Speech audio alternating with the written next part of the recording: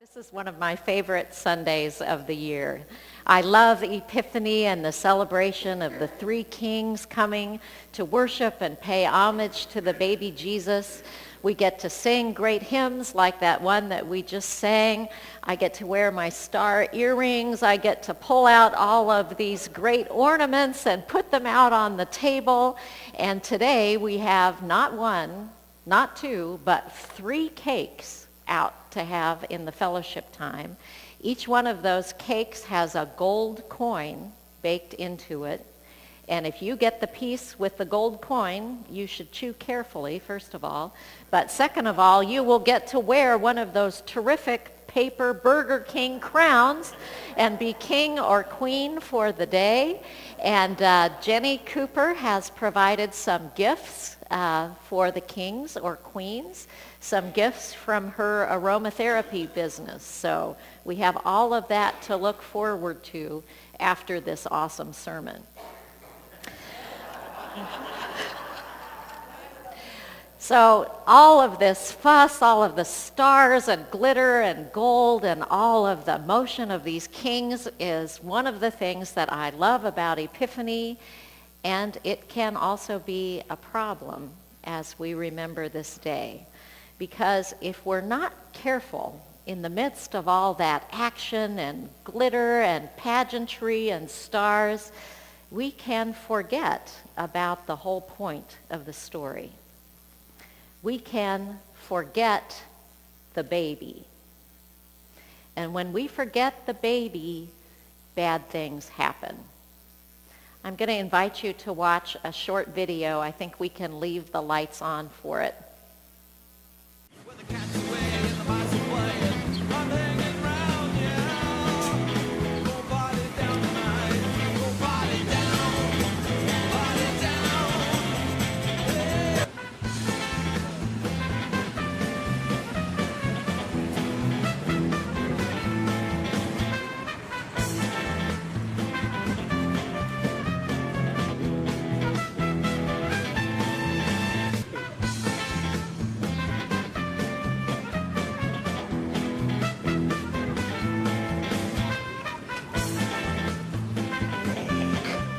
You may be relieved to know that that was a prank that somebody did to put a baby carrier on top of a car without a real child in it to see how people would react. Now, I was relieved to know that when people saw a baby carrier on top of a car, they didn't sit there and film it on their phones, that they actually ran up to the driver of the car and asked him to stop. But there are actual news reports of people who have forgotten the baby and left it on the roof of the car. Sometimes that's worked out okay, sometimes not. I know from personal and family experience that sometimes there is just so much stuff to get together when you're going someplace or going out the door that the last thing you scoop up as you're going into the car is the car seat. And it can be important. You can be, you can almost forget the baby. So as we're driving into 2017 and looking at Christmas in the rearview mirror, I want to remind you, don't forget the baby. The birth of Jesus marks the beginning of a long journey. Many intersecting journeys, actually. Mary's journey across the Galilean hills to see her cousin Elizabeth and to share those pregnancies together. Mary and Joseph's journey from Nazareth to Bethlehem, where Jesus is born. And then these stargazers from the east. We're not sure exactly where they're from, but it's a long ways away. And they come to Herod's court in Jerusalem and then go to Bethlehem and then have to go back to their own homes. It's that encounter with Herod in Jerusalem that triggers the Holy Family having to flee to Egypt. Now, none of these journeys happened in an automobile, and the flight to Egypt was not on an airplane, so there were no actual car seats involved. But in the biblical account, nobody forgets the baby. The baby is the reason for all of this commotion. The gospel writer Matthew certainly does not forget the baby. 3 times in the 12 verses that we heard Lynn read today, Matthew uses a Greek verb that gets translated as pay him homage or worship him. So the wise men have seen this star and have come to Jerusalem so that they can pay the baby homage. And Herod says, well, when you find him, let me know, because I want to pay him homage too. Herod is lying, but Matthew still uses that verb. And when the wise men finally do find the stable in Bethlehem where the Holy Family is, the first thing that they do before they offer him these fabulous and not really kid-friendly gifts is to be overwhelmed and fall to their knees and pay the Christ child homage. The baby may not yet have grown into the Messiah, who will call fishermen and tax collectors and prostitutes and sinners like you and me to follow him. But this is no ordinary baby. This baby is worthy of our worship. This baby is Emmanuel, God with us. And if we forget the baby, any journey we make is pointless and maybe even dangerous. There's a phrase at the end of Matthew's account of the wise men which I find to be poignant and potentially painful and especially relevant for us today. Verse 12 says, having been warned in a dream not to return to Herod, they left for their own country by another road. These wise men had to change their allegiance from King Herod to this new infant king. They have been overwhelmed with joy and brought to their knees in worship. Their eyes and their hearts have been opened so that God could reveal the meaning of the star that guided their way. And now they have to go home to their own country. And they can't go back the way they came. They have to go back another way. I believe that going home another way is a wonderful metaphor for what happens after we encounter Jesus, after God's purposes have been revealed to us, even though that revelation is usually imperfect and incomplete. This is not only my journey of being called into Christian ministry, or the journey which has brought you here, or the journey which we're traveling together at Creekside. This is the universal journey which humans have grappled with as long as there have been humans. It's the journey of maturity, of growing up and leaving home and being changed, and realizing that you will never be able to go back the same way. This is initiation into adulthood. It's as epic as a warrior's vision quest and as ordinary as a young woman leaving home to go to college. These are both journeys of self-discovery and maturity.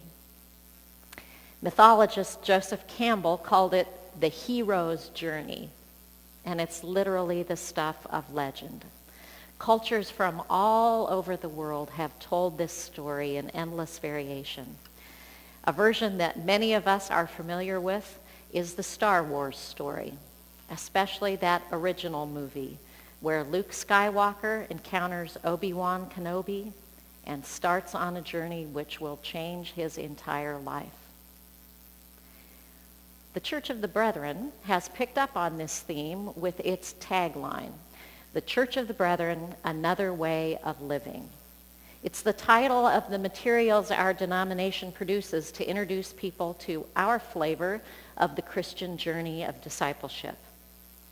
It assumes that following Jesus will reveal things to us about ourselves and about our world which will transform us and cause us to continue our journey another way. Now, if you're a longtime churchgoer like I am, you may have stopped thinking of Christianity as anything heroic. Mostly, it's just a lot of hard work.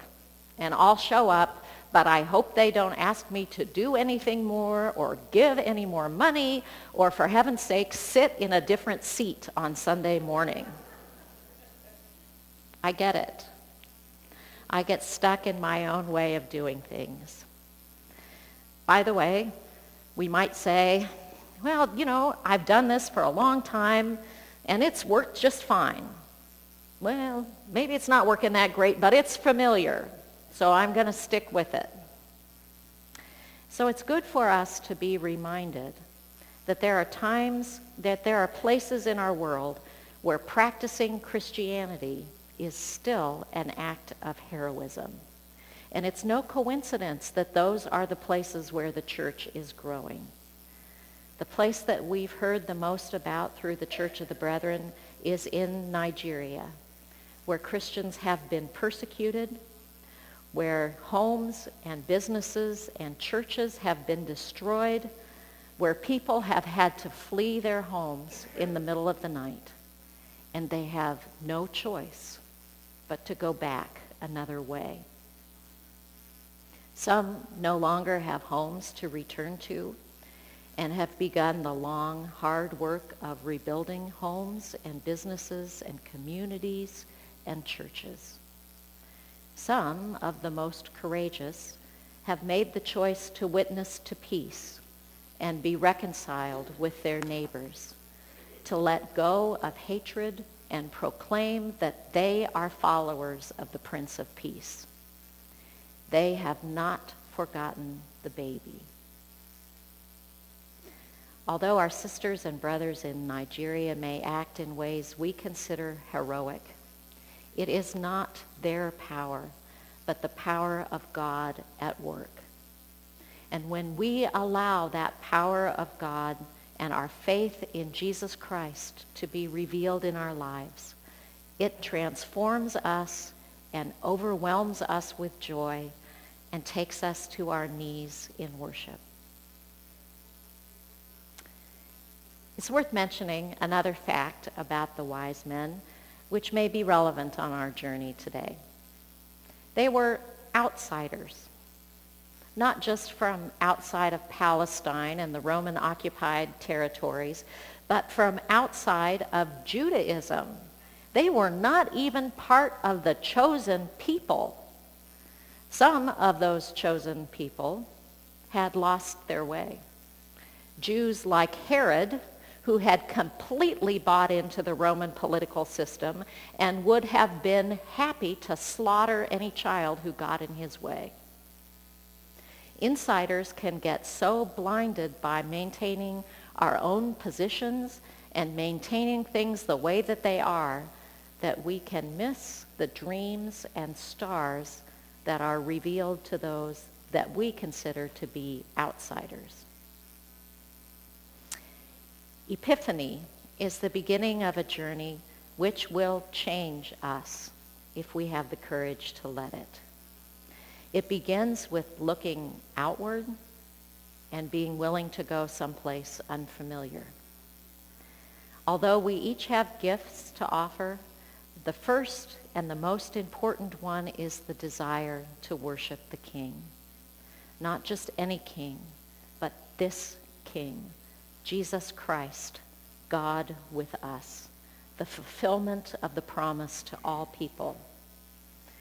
And that's just the beginning. The most difficult part of Christmas is when it's over and we can no longer see the star and we turn our backs on Bethlehem and we have to go home another way.